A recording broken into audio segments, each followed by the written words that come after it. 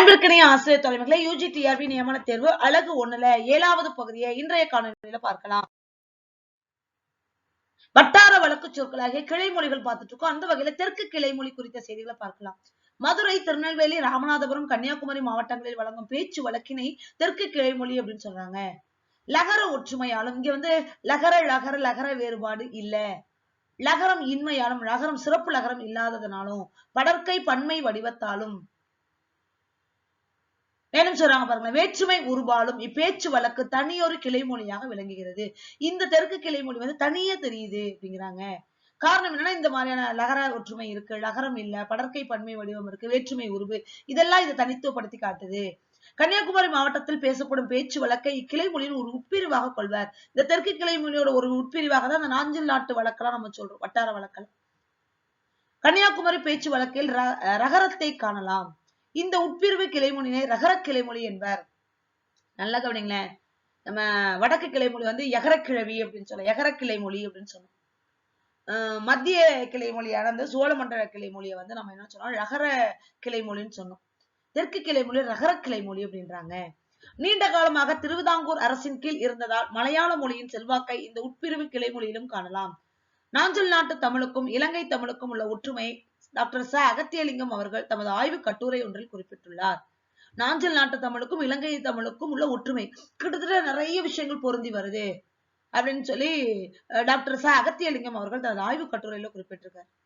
ஏசுதாஸ் அவர்கள் கன்னியாகுமரி மாவட்ட பேச்சு வழக்கை தனி வட்டார கிளைமொழி என கூறலாம் அப்படிங்கிறாரு. இந்த தெற்கு கிளைமொழியோட ஒரு உட்பிரிவா கொள்ளணும் அவசியம் இல்ல, அது தனியா ஒரு கிளைமொழியாகவே கொள்ளலாம். அவ்வளவு விஷயங்கள் தமிழிலிருந்து அது நிறைய மாறுபட்டு இருக்கு அப்படிங்கிறத அவர் சொல்றாரு. அதுல இலங்கை தமிழோட சாயல் இருக்கு, மலையாளத்தோட சாயல் இருக்கு. இந்த மாதிரியான சாயல்கள் இருக்கிறதுனால இது ஒரு தனித்த கிளைமொழி அப்படின்னு சொல்லி நம்ம சொல்லிக்கலாம் அப்படிங்கிறாரு. கன்னியாகுமரி பேச்சு வழக்குக்கு உயிர் ஒலியன்கள் மெய் ஒலியன்கள் கொடுத்திருக்காங்க. இதை நம்ம சான்றோட பாக்குறப்ப நமக்கு இன்னும் தெளிவா புரியும். தெற்கு கிளைமொழி அப்படின்னா நமக்கு தெரியும், மதுரை, ராமநாதபுரம், திருநெல்வேலி, இது எல்லாத்துக்கும் உயிர் ஒலியன்களும் மெய் ஒலியன்களும் இங்க இருக்கு. இக்கிளைமொழியில் லகரம் லகரத்துடன் இணைந்து விட்டது, அதனாலதான் லகரம் இல்லை அப்படின்னு சொல்றாங்க. ஏன்னா அது லகரமாக தான் உச்சரிக்கிறாங்க. பிறமொழி செல்வாக்கினால் ஜகரம் ஒளியனாக உள்ளது. இந்த சகரத்துக்கு பதிலாக ஜகரம் வடமொழியை நம்ம பயன்படுத்துறோம்.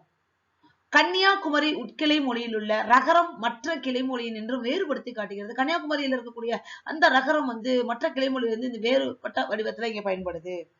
இக்கிளைமொழியில் சகரம் எகரமாக மாறுகிறது. இந்த தெற்கு கிளைமொழியில ஊசி இதுல இருக்கக்கூடிய சகரம் ஊயி என்றும் பாசி பாயி எனவும் மாறுகிறது. அதே மாதிரி ஆகாரம் ஏகாரமாகவும் இந்த உட்கிளை மொழியில் மாறுகிறது. உட்கிளை மொழிங்கிறது கன்னியாகுமரி வட்டார வழக்கு. இந்த ஊயி பாயி ஆகாரம் ஏகாரம் ஆகிறதுலாம் உட்கிளை மொழிங்கிறாங்க. உட்கிளை மொழி தான் நம்ம கன்னியாகுமரி வட்டாரம்னு சொன்னோம். தெற்கு கிளை மொழிங்கிறதா மதுரை, ராமநாதபுரம், திருநெல்வேலி எல்லாத்தையும் சேர்த்து. வாங்கு அப்படிங்கிறத வேங்கு அப்படின்னு சொல்லி சொல்றாங்க. மார் அக்கமார் பன்மை விகுதியாக கன்னியாகுமரி தமிழ் பயன்படுகிறது. அக்காமார், நாடாக்கமார் அப்படிங்கிறதெல்லாம். வச்சி கொண்டு என்பது மூன்றாம் வேற்றுமை உருவாக இந்த உட்கிளை மொழியில் வழங்குகிறது. கத்திய வச்சி, கத்திய கொண்டு அப்படின்னு சொல்லி சொல்றாங்க. ஆக என்பது அவை என கன்னியாகுமரி பேச்சு வழக்கில் மாறுகின்றது. எனக்காக, எனக்காக, வீட்டுக்காக, வீட்டுக்காக. ஆக என்பது ஆவ என மாறுது. தெற்கு கிளை மொழியில் குறிப்பாக மதுரை மாவட்டத்துல என்ன சொல்றோம், ஜாமான் சாமான் என்பதை ஜாமான் என்று உச்சரிக்கிறாங்க. நான் பாருங்க, நம்ம உச்சரிக்கிறப்ப ஜாமான் தான் சொல்றோம், சாமான் அப்படின்னு நம்ம சொல்றது இல்லை. திருநெல்வேலி மாவட்ட தமிழில் நிகழ்கால உருவாக தகரம் வருகிறது. நிகழ்கால உருவம்னா கிறு கின்று. அவன் சொல்லுகிறான், அவன் கேட்கிறான் அப்படிதானே வரணும். ஆனா திருநெல்வேலி மாவட்டத்துல இந்த நிகழ்கால உருவுக்கு தகரத்தை சேர்க்கிறாங்க. அவன் சொல்லுதான், அவன் கேக்குதான் அப்படின்னு சொல்லி. அதே மாதிரி முன்னிலை பெயரில் நீரு, நீ, நீரு, நீங்கள் என்ற 3 வடிவங்களும் வழங்கப்படுகிறது. செட்டிநாட்டு தமிழில் அமங்கல காரியங்களுக்கு போடப்படுவதை பந்தல் அப்படின்னு சொல்றாங்க. சுப காரியங்களுக்கு போடப்படுவதை கொட்டகை அப்படிங்கிறாங்க. நம்ம ஏற்கனவே கடந்த காலம் இந்த விளக்கத்தை பார்த்தோம். ஆனா தமிழகம் முழுவதும் பந்தல் அப்படின்னா எல்லா நல்ல காரியத்துக்கு போட்டாலும் கெட்ட காரியத்துக்கு போட்டாலும் பந்தல் அப்படிங்கிற பொது பேரை தான் வழங்குறோம். ஆனா இந்த செட்டிநாட்டு தமிழ்ல மட்டும்தான் அமங்கல காரியத்துக்கு போறதுக்கு பேர் பந்தல், சுப காரியத்துக்கு போறது கொட்டகை அப்படிங்கிறாங்க. இந்த ஒளியன் பாகுபாட்டோடு செட்டிநாட்டு தமிழை மற்ற வட்டார வழக்கு என்று வேறுபடுத்துகிறது. இந்த மாதிரியான சின்ன சின்ன வேறுபாடுகள் செட்டிநாட்டு வழக்க தனியா நமக்கு தெரியுது. பேசுறவே சொல்லுவாங்க, நீங்க காரைக்குடி பக்கமா, செட்டிநாட்டை சேர்ந்தவர்களா நீங்கள் அப்படின்னு சொல்லி அந்த பேச்சு வழக்க வச்சு கண்டுபிடிச்சிடும். சொற்கள் கொடுத்துருக்காங்க பாருங்க. சான்ற அர்த்தம் என்றால் முடிவு, அப்பலே என்றால் அப்பொழுது, அர்ணா கொடி, அரைஞான் கொடி. ஈராங்காய் அப்படிங்கிறாங்க வெங்காயத்தை. எத்து என்றால் உதை, ஒக்கிடு என்றால் சரிசை, ஓதம் என்றால் விரைவாதம், ஓராட்டு என்றால் தாலாட்டு, கம்புக்கூடு என்பது அக்குள், கம்மா என்பது பாசன ஏரி, களவாணி என்றால் திருடன் என்று பொருள், கிறக்கம் என்றால் மயக்கம், கௌடம் என்றால் கிழவன், கெல்டி என்றால் கிழவி, சீமத்தண்ணி என்றால் மண்ணெண்ணெய், நாணவந்தான் என்பது நாகனவாய் பறவைதான், அங்க நாணவந்தான மைனா, படப்பு என்றால் வைக்கோல் போர், வெஞ்சனம் என்பது கரி, வாவரசி என்பது சுமங்கலி அல்லது திருமணமான பெண், பந்தல் என்பது அமங்கல காரியங்களுக்கு போடப்படக்கூடியது. இது செட்டிநாடு வழக்கு. தெற்கு கிளைமொழி வழக்குல செட்டிநாட்டு உட்கிளைமொழியோட வழக்கு இது. கொட்டகை சுபகாரியங்களுக்கு போடுற செட்டிநாட்டு வழக்கு. அப்ராணி ஒன்றும் தெரியாதவன், இங்கிட்டு இங்கே, அங்கிட்டு அங்கே, என்கிட்டு எங்கே, இம்புட்டு இவ்வளவு, அம்புட்டு அவ்வளவு, எம்புட்டு எவ்வளவு, நிப்பாட்டு நிறுத்து.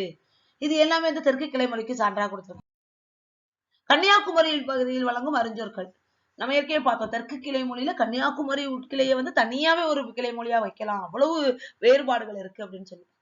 அதுக்கான அந்த சான்று பாருங்களேன். அரி என்றால் அரிசி, எள்ளு என்றால் எலும்பு, கொமை என்றால் பரிகசித்தல், கொல்லாம் என்றால் பரவாயில்லை, சக்கை என்பது பலாப்பழம், சுண்டு என்றால் உதடு, தவுணு என்றால் பனங்கொட்டை, தக்கடி என்றால் நிர்வாணம், தொழி என்றால் சேரு, அனந்தவதி என்றால் ஓரகத்தி, சாடு என்றால் தாண்டு, சூழி என்பது கர்ப்பிணியை குறிக்குது, துட்டி என்றால் சாவு, சொக்காரன் என்பது உறவுக்காரன், தென்னாலி என்பது தேங்காயினார், பட்டி என்பது நாய், பாட்டம் என்பது குத்தகை, அடியாந்திரம் என்பது சடங்கு. பாருங்களேன், இவ்வளவு சொற்கள் இதுல ஒரு சின்ன பகுதி தான் நமக்கு சான்றா கொடுத்திருக்காங்க.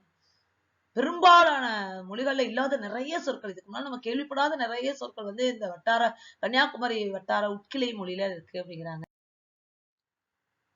இந்த 4 வகை கிளைமொழிகள் இல்லாம 5வது ஒரு கிளைமொழி பார்த்தா அது சமூக கிளைமொழி. சமூகம் அப்படிங்கிறது குறிப்பிட்ட சாதி அப்படின்றதான் அர்த்தம். இங்க தெளிவா கொடுத்திருக்காங்க, இந்திய சமூகம் சாதி அடிப்படையில் அமைந்தது. அன்றைக்கு இருந்த அமைப்பு வந்து ஒரு குறிப்பிட்ட சாதியை உயர்ந்தவராகவும் மற்ற சாதியினரை தாழ்ந்தவராகவும் கருதுனாங்க. இந்த சாதி எது அப்படிங்கிறது இங்க கொடுத்திருக்கு. நாம வந்து ஆசிரியர் தேர்வுக்கு படிக்கிறோம், குறிப்பிட்ட அந்த சாதி பேரை சொல்லி நம்ம யாரையும் உயர்த்தவும் வேணாம், யாரையும் தாழ்த்தவும் வேண்டாம். இங்க இந்த வழக்கு எப்படி வந்துச்சு அப்படிங்கிறப்ப சமூக உயர்வு தாழ்வுக்கு ஏற்ப பேச்சு மொழி வேறுபாடல் ஆயிற்று. ஏன்னா இவங்க 2 பேரும் வாழ்ந்த இடம் வேற, இவங்க 2 பேருக்குமான உறவு அப்படிங்கிறது அங்க இல்ல, தீண்டாமை வேரூன்றி இருந்துச்சு. ஒருத்தர் தொட்டுக்க மாட்டாங்க, எதிரில வந்தா ஒதுங்கி போவாங்க.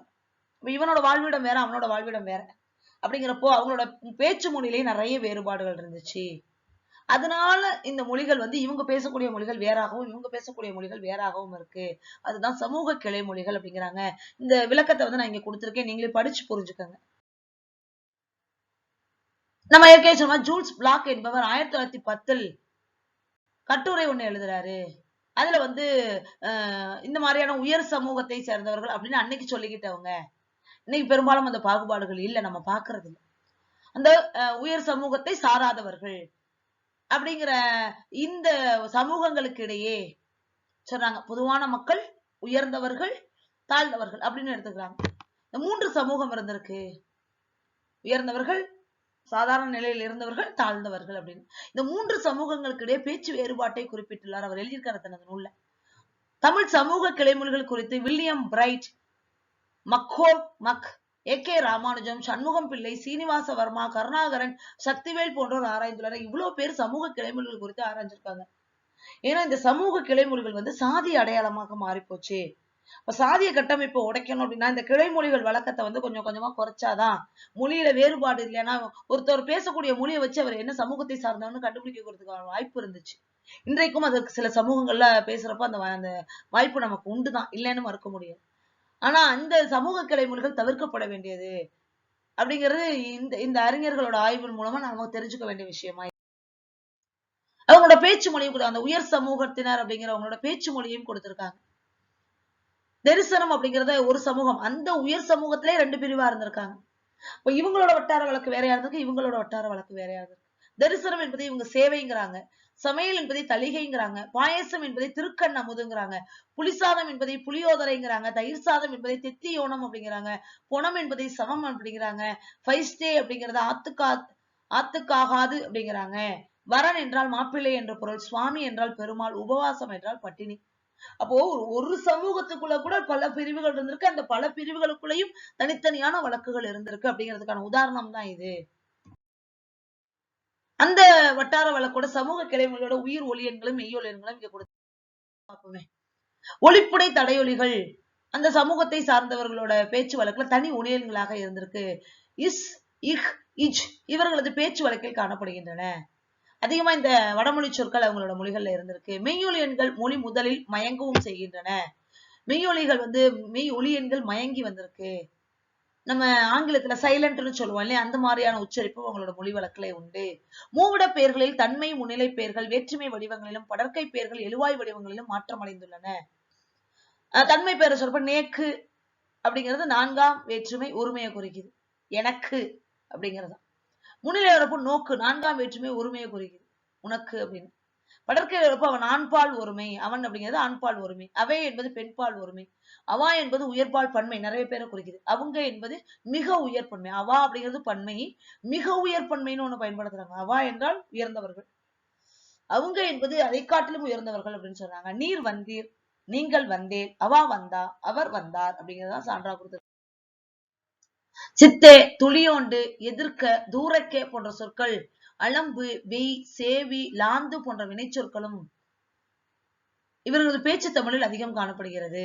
இந்த குறிப்பிட்ட சமூக கிளைமொழிக்கான சான்றுகள் கொடுத்திருக்காங்க. அருஞ்சொற்கள்: ஆம்படையான் கணவன், ஆத்துக்காரி மனைவி, அம்மாஞ்சி அத்தை மகன், தோப்பனார் அப்பா, மாட்டுப்பொன் மருமகள், ஓரகத்தி கணவருடைய சகோதரரின் மனைவி, சட்டகர் சட்டகர் மனைவியினுடைய சகோதரியின் கணவர், மருமான் சகோதரியின் மகள், அத்திம்பேர் அக்கா அத்தையின் கணவன், சூத்திரன் தாழ்ந்த சாதிக்காரன், பொண்டுகள் பெண்கள், சேவை இடியாப்பம், ஜாகே தங்கியுள்ள இடம். சூதகம் வைஸ்தே தீட்டு, கொள்ளை என்றால் வீட்டின் பின்புறம், கிரேக்கியம் என்பது சாவு சடங்கு, ஜலம் என்றால் தண்ணீர், ஆத்துக்கு என்றால் வீட்டிற்கு, தொன்னை என்றால் வாழை சருகு கிண்ணம். அதே மாதிரி அதுக்கு நேரா இப்ப நம்ம பார்த்த மாதிரி ஒரு சமூகத்தோட கிளைமொழியை பார்த்தோம்னா அதுக்கு நேர் எதிராக இருந்தா இன்னொரு சமூகத்தோட கிளைமொழி அப்படின்னு பாக்குறப்போ அதுவும் நிறைய வேறுபாடு இருக்கு. தனியாக இவங்க வாழ்ந்ததுனால இந்த வேறுபாடு வந்துச்சு அப்படிங்கிறாங்க. தனியாக வாழ்ந்தது, சமுதாய நோக்கு முதலியவற்றின் காரணமாக பல்லாண்டு காலமாக அவர்கள் தனித்து வாழ்கின்றனர். நாடு விடுதலை அடைந்த பின்னர் அவர்கள் கல்வி, சமூக, பொருளாதார துறையில் ஓரளவு முன்னேற்றம் காணப்படுகின்றது. எனினும் அவர்களது பேச்சு தமிழ் மற்றவர்களின் பேச்சு தமிழிலிருந்து வேறுபட்டு காணப்படுகிறது. இன்னைக்கு அதை பார்க்க முடியாது. இன்னைக்கு நீங்க அந்த சமூகத்தை வேணா நம்ம கண்டுபிடிக்கலாம் போல, இந்த சமூகத்து மக்களை நம்ம கண்டுபிடிக்க முடியாது. ஏன்னா இன்னைக்கு பொருளாதாரத்துல மேம்பட்டாங்க, கல்வி எல்லாருக்கும் வாய்ப்பு, இடஒதுக்கீடு எல்லாம் நம்ம அவங்களை அப்படியே மேல கொண்டு வந்து எல்லாத்தையும் சமம்னு ஆக்கிட்டோம். அதனால அவங்களோட மொழியும் கிட்டத்தட்ட பரவலாயிருச்சு. அதனால மொழியை வச்செல்லாம் என்ன பண்ண முடியாது. இங்க சொல்ற மாதிரி தனித்து வேறுபட்டு தெரியுது அப்படிங்கிறதுக்கான வாய்ப்பு இப்ப ரொம்பவே குறைவு. அந்த சமூகத்தோட உயிர் ஒலியன்களும் மெய்யொலியன்களும் கொடுத்திருக்காங்க. இங்க என்ன சொல்றாங்கன்னா, இந்த சமூக கிளைமொழில ஐகார ஔகாரங்கள் ஐ அவ் என்று உச்சரிக்கப்படுகிறது. அதே மாதிரி ரகரத்துடன் இணைந்து விட்டது. உகரம் இகரமா மாறுது. முக்கியம் மிக்கியம், புல்லு பில்லு, காசு காசி, லகரம் லகரமாக மாறுதல், குமிழ் கும்ளு, சிமிழ் சிம்ளு, லகரம் லகரமாக மாறல், கேள்வி கேள்வி, இடையில் வரும் பகரம் அகரமா மாறுதல், கோபம் கோபம், பாபம் பாவம். பெண்பால் விகுதியாக இந்த இச்சி இத்தி ஆகிய பேச்சு வழக்கு காணப்படும். அன்னி எடச்சி அந்த மாதிரியான பெயர்கள்.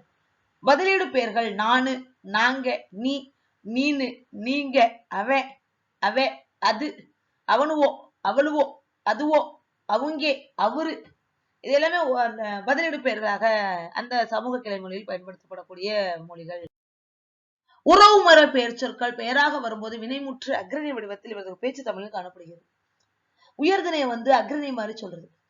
எங்க அண்ணன் வந்தான், இல்ல எங்க அண்ணன் வந்தார் அப்படின்னு சொல்றதுக்கு பதிலா எங்க அண்ணன் வந்துச்சு, எங்க ஆத்தா சொல்லிச்சு. பாருங்களா, அப்ப அண்ணன் என்பது உயர்திணை. ஆனா வினை முற்று எப்படி முடிஞ்சிருக்குன்னா அக்ரணி வடிவத்துல முடிஞ்சிருக்கு. பல சொற்களின் வடிவ மாற்றத்தையும் காணும். வடக்கு முகமாக வடக்கோமா, அப்பொழுது அப்ப, இப்பொழுது இப்ப, அம்மாத்திரம் அம்மான், இம்மாத்திரம் இம்மான். நீங்க சொல்றாங்க பாருங்களா, ஊத்தா என்பது மீன் பிடிக்கும் கூடைக்கு பேராம். எந்திரம் எந்திரோம் அப்படின்னா திருகைன்னு அர்த்தம். ஏனேனா தூளி, குந்து என்றால் உட்கார், கொடாசு என்றால் எரி, கடவாணி என்றால் அச்சாணி, தெரட்டி என்றால் பூ பெய்துதல், பிசினி என்றால் கோந்து, மச்சி என்பது மனைவியின் தங்கை, முதுக்கான் என்பது பெரிய வீடு, மாசாங்கு என்றால் திட்டுதல், வேசக்காலு என்றால் வெயில் காலம். அடுத்து ஒரு மத்தியில் இருக்கக்கூடிய அந்த சமூகத்தின் மத்தியில் இருந்த ஒரு சமூகத்தோட கிளைமொழி. அது என்னன்றது அங்க பேர்ல கொடுத்திருக்காங்க. நம்ம எந்த சாதியோட பேரையும் நம்ம குறிப்பிட்டு சொல்ல வேண்டாம். இஞ்சி என்பது கஞ்சன், எகிடு என்பது எனக்கு, ஏவம் என்றால் குற்றம், கமலா என்றால் மந்தாரமாக, அப்பத்தா என்றால் ஆயி அப்பாவின் தாய், ஈரட்டு என்றால் ஐயம், பம்மு என்றால் மறைத்து பேசுவது, போகனி என்பது குவளை, அட்டி என்றால் தடை, ஆசாமிக்காரன் பற்று வரவுள்ளவன், உண்டியல் சீதன பணத்திற்கு எழுதி கொடுப்பது, ஓலை சீட்டு இறப்பு தெரிவிக்கும் கடிதம், கடவு என்றால் சந்து, கரப்படி என்றால் வரிசைப்படி, மங்கள ஓலை இசைப்பிடிமானம் எழுதுகின்ற ஓலை, கவல் என்பது மேடு பள்ளமான இடம், காவணக்கால் என்பது திருமண பந்தல், குடி அழைத்தல் திருமணத்திற்கு பின் மாப்பிள்ளை வீட்டில் பெண் அழைத்தல், கைப்பொட்டி ரொக்க மரப்பெட்டி, சமத்தி திறமைசாலி, ஸ்லேட்டு விளக்கு மங்கள விளக்கு, செவ்வாய் திருவிழா, தாக்கல் செய்தி, தும்பு தாலி, தொலைப்பயணம் கப்பல் பயணம், படைப்பு முன்னோர் வழிபாடு, பந்தல் இறப்பு வீட்டில் போடப்படுவது, பல்லயம் படைக்க பெற்ற உணவு, பள்ளியறை ஈம படுக்கை, பாரி மனைவி, பாரியால் அப்படின்னு நம்ம சொல்லி கேள்விப்பட்டிருப்போம், புள்ளி தனி குடும்பம், புள்ளை விடுதல் ஸ்வீகாரம் செய்து கொடுத்தல், மஞ்சன் விடுதல் ஸ்வீகாரம் செய்து கொடுத்தல், ரெண்டுத்துக்கும் ஒரே பொருள் தான், புள்ளை விடுதலும் மஞ்சன் விடுதலும், பூ வளர்த்தல் கொல்லி வைத்தல்னு அர்த்தமா, பெருமைச்சோறு விசேட உணவு, வழக்கரியா மலடி, வாவரசி சுமங்கலி, மக்கியா நாள் மறுநாள், வளதர் சமத்தர், வளவுனா வீடு, வயிறாவி என்றால் கோவில் பணியால், மஞ்சன் நிழலாடல் என்றால் கருவுறுதல். அடுத்து தொழில் பேச்சு வழக்கு. செய்கின்ற தொழிலால் பேச்சு வழக்கு மாறுவது உண்டு. உதாரணமாக மீனவர் பேச்சு மொழி மற்ற பேச்சு மொழியிலிருந்து மாறுவதை காணலாம். தொழில் பேச்சு வழக்கு சொற்கள் நிலையில்தான் வேறுபடும், ஒளி எனில் சொல்லியல் நிலையில் அந்தந்த வட்டார கிளைமுடன் பெரும்பாலும் ஒத்து செல்லும். மீனவர் பேச்சு தமிழை பற்றி டாக்டர் முத்து சண்முகம் பிள்ளை, டாக்டர் சுசீந்திர ராஜா, டாக்டர் கோ சீனிவாச வர்மா, டாக்டர் வே சிதம்பரநாத பிள்ளை, திருமதி ராசகுமாரி வர்மா ஆகியோர் ஆராய்ந்துள்ளனர். முக்கியமான செய்தி. இந்த மீனவர் பேச்சு தமிழ் அது தனி ஒரு வட்டார கிளைமொழியா எடுத்துக்கலாம். அதை இத்தனை பேர் ஆய்வு செஞ்சிருக்காங்க. இவர்கள் திருமதி ராசகுமாரி வர்மா அவர்கள் மீனவர் தமிழை டாக்டர் பட்ட ஆய்வுக்கு ஆய்ந்துள்ளார் என்பது குறிப்பிடத்தக்கது. மீனவர் தமிழில் சங்க இலக்கியத்தில் காண முடியாத நூற்றுக்கணக்கான சொற்களை காணலாம். மீனவர் தமிழில் ஆண்களின் பேச்சுக்கும் பெண்களின் பேச்சுக்கும் சிறிது வேறுபாடு உண்டு. ரொம்ப முக்கியமான தகவல் இது. பொதுவா கிளைமொழினா ஒரு பகுதியில் இருக்கக்கூடியதுன்னு பார்த்தோம். சமூக கிளைமொழினா ஒரு சமூகத்தில் பேசக்கூடியது. ஆனா மீனவர் கிளைமொழியில ஆண்களோட பேச்சு வழக்கு வேற இருக்கு, பெண்களோட பேச்சு வழக்கு வேற இருக்கு. இது ரெண்டுத்துக்குள்ளேயும் ஒரு சின்ன வேறுபாடு இருக்கு அப்படிங்கிறாங்க. ஆடவர்கள் பிடித்து வந்த மீன்களை பெண்கள் எடுத்து சென்று விற்பதால் பெண்கள் மற்ற மக்களுடன் கலந்துரையாட வேண்டியுள்ளது. இங்க பெண்கள் நிறைய பேர் தொழிலுக்கு வராங்க.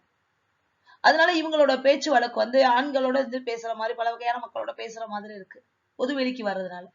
மீனவர் தமிழில் நீரை குறிக்க பல சொற்கள் வழங்குகின்றன. ஏரினி, வத்தம், கலக்கு இதெல்லாம் நீருக்கான பெயர்கள். இந்த பெயர்கள் நமக்கு இதுக்கு முன்பாக கேள்விப்பட்டது கூட இல்லையா? தெளிவு, பனிச்சல், மிதாவது, சுரப்பு, சோனி வெள்ளம், தென்னி வெள்ளம், மேமுறி, கிராச்சி தண்ணி, உப்பு தண்ணி, நல்ல தண்ணி, வாங்கியா முதலியன. மீனவர் தமிழில் காற்றை குறிக்க பல சொற்கள் வழங்குகின்றன. கொண்டல் அப்படின்னா கீழ்த்திசை காற்று, நேர்கொண்டல், சோழ கொண்டல், வாடை கொண்டல். கச்சான் அப்படிங்கிறது கோடை காற்று, மேல் திசை காற்று. கச்சான் கோடை, நேர்கோடை, வடகோடை அப்படிங்கிறாங்க. சல்வா என்பது முல்லை சல்வா.